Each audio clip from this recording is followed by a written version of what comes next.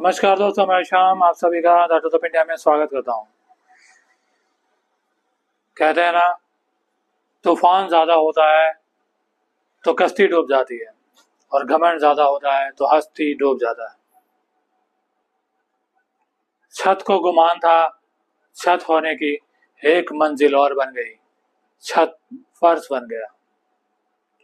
इसलिए जिंदगी में चाहे आप जितना भी धनवान, ज्ञानवान और कामयाब और ताकतवर क्यों ना हो जाए, कभी घमंड ना करें, क्योंकि ईश्वर की बनाई हुई कायनात में आपकी हस्ती बिल्कुल जीरो के बराबर है। तो घमंड किस बात का, जरा सोचिएगा।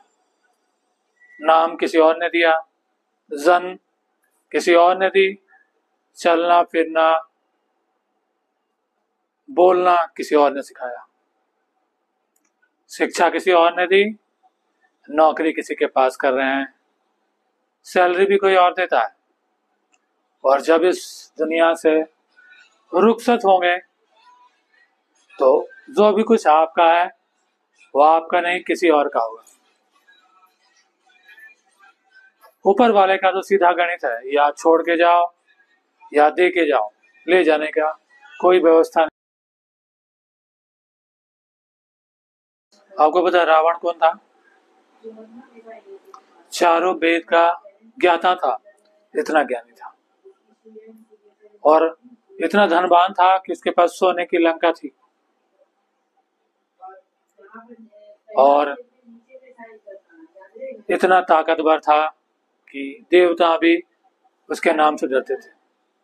चलत दशानन डोलत धरती, जब रावण चलता था तो धरती हिलती थी। लेकिन उसे इस बात का घमंड हो गया कि उसे कोई परास्त नहीं कर सकता, और एक घमंड से लेट हो गई। तो इसलिए जिंदगी में कभी भी घमंड ना करें। जब हनुमान जी संजीवनी लाए गए थे और पहाड़ को अपने हाथ में उठाए हुए थे, तो उनके अंदर भी एक घमंड हो गया कि वो पहाड़ उठा के ले जा रहे हैं। लेकिन उसी समय भरत की तीर से वो घायल हो गए और नीचे गिर गए।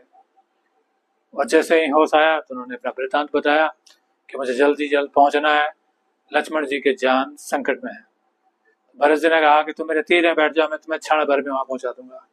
तो उन्हें लगा कैसे संभव है, लेकिन उन्होंने फिर भगवान श्री राम के प्रताप को याद किया।